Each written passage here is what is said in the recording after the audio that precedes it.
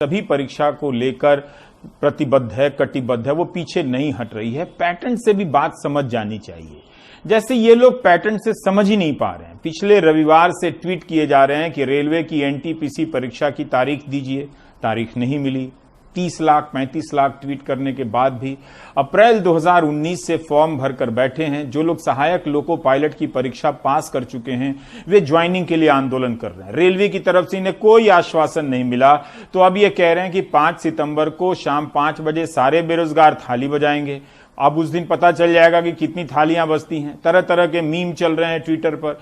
इन्हें पता है कि जब पहली बार प्रधानमंत्री के कहने पर जनता ने थाली बजाई थी तो कुछ नहीं हुआ, उनकी उल्टी नौकरी चली गई, थाली बजाने से नौकरी आई नहीं। अब उनके थाली बजाने से क्या होगा।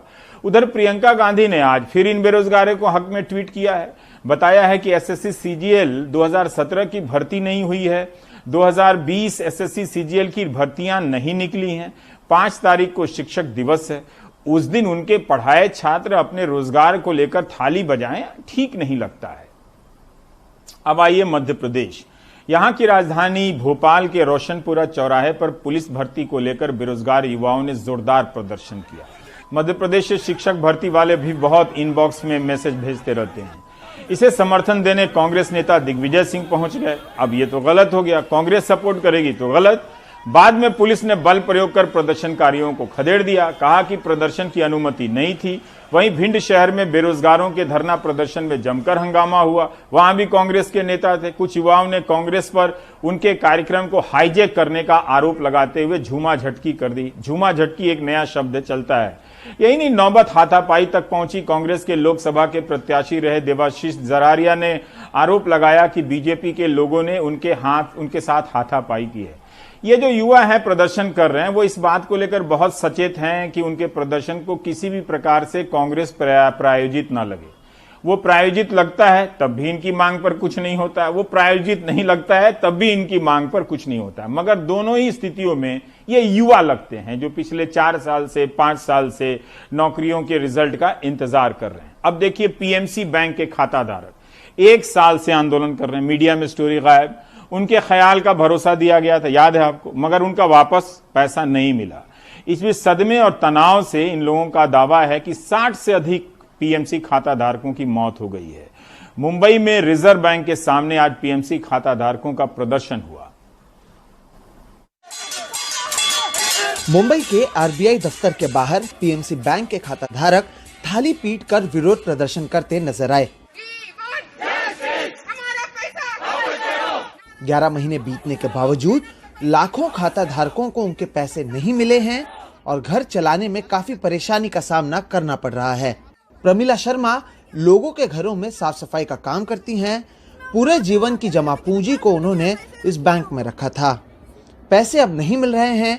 इनका बेटा दिव्यांग है, 2 बेटियां हैं। उनकी शादी कैसे करें ये पता नहीं। 11 महीना 10 महीने से हम कैसे बिता रहे हैं, जिंदगी कर रहे हैं, कुछ हम लोग को नहीं पता है। मेरी लड़के की कैसी जिंदगी बीत रही है पता नहीं। मेरे लड़के को फिट आ रहा है, मेरे लड़के की तबीयत खराब है, मैं कहाँ लेके जाऊँ। जहाँ जाऊंगी वहाँ तो सब पैसे मांगेंगे ना, मैं कहाँ से पैसे लाकर दूँ। कोई मुझे 1500 रुपए ही देगा ना। मेहनत के पैसे हमारे वापिस करो, हमारे पैसे वापिस करो। 57 साल के गुरविंदर सिंह देख नहीं सकते हैं।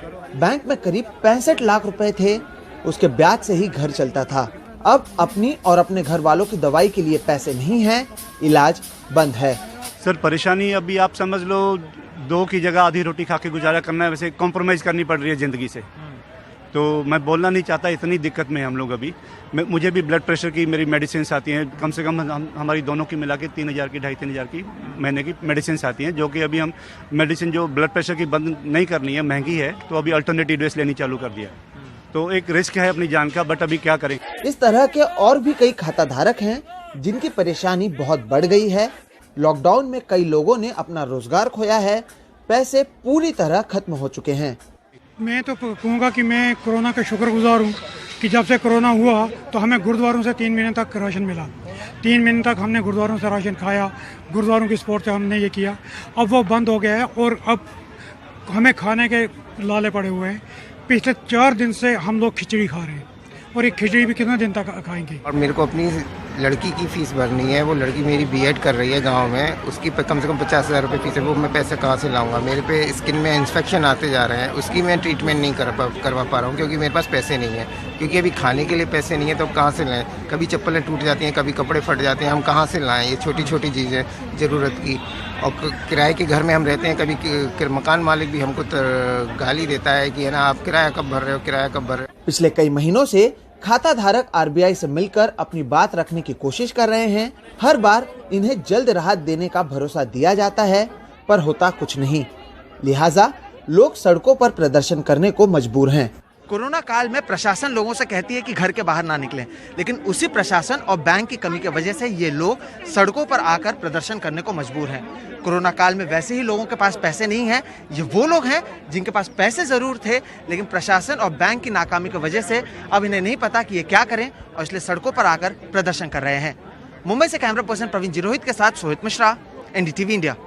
तो आपने सुना सोहित की इस रिपोर्ट में लोग किस हद तक परेशान। ऐसा लगता है कि नागरिकों की कोई अहमियत नहीं रही, उनकी कोई हैसियत नहीं रही। एक पैटर्न समझिए, इन तस्वीरों को न्यूज चैनलों पर बेवजह अश्लीलता फैलाकर गायब किया जा रहा है ताकि असली जनता जो परेशान है वो ना दिखे।